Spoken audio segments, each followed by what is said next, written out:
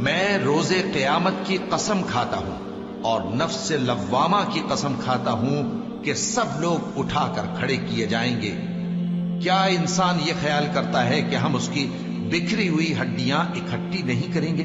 ضرور کریں گے، اور ہم اس بات پر قادر ہیں کہ اس کی پور پور درست کر دیں۔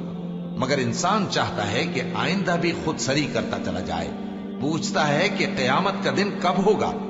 سو جب آنکھیں چندھیا جائیں اور چاند گہنا جائے اور سورج اور چاند جمع کر دیے جائیں، اس دن انسان کہے گا کہ کہاں ہے بھاگنے کی جگہ؟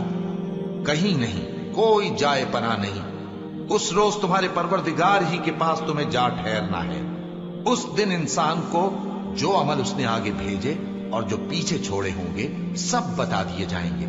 بلکہ انسان آپ اپنا گواہ ہے، اگرچہ عذر و معذرت کرتا رہے۔ اور اے پیغمبر صلی اللہ علیہ وآلہ وسلم، وحی کے پڑھنے کے لیے اپنی زبان کو تیز تیز حرکت نہ دیا کرو کہ اس کو جلد سیکھ لو۔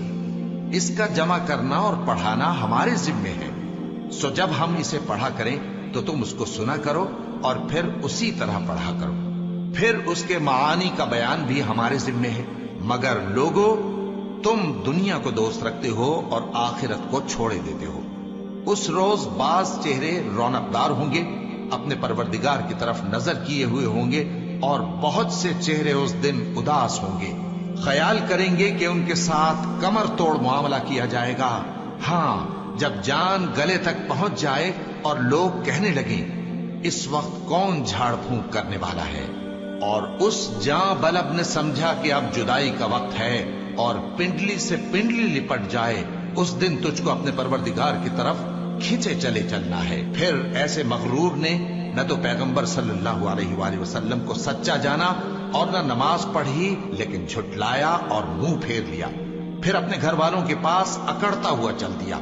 خرابی ہے تیری، خرابی پر خرابی ہے، پھر خرابی ہے تیری، خرابی پر خرابی ہے۔ کیا انسان یہ خیال کرتا ہے کہ اسے یوں ہی چھوڑ دیا جائے گا؟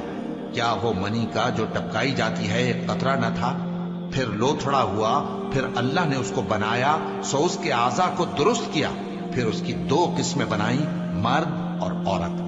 کیا اس کو اس بات پر قدرت نہیں کہ مردوں کو زندہ کر دے؟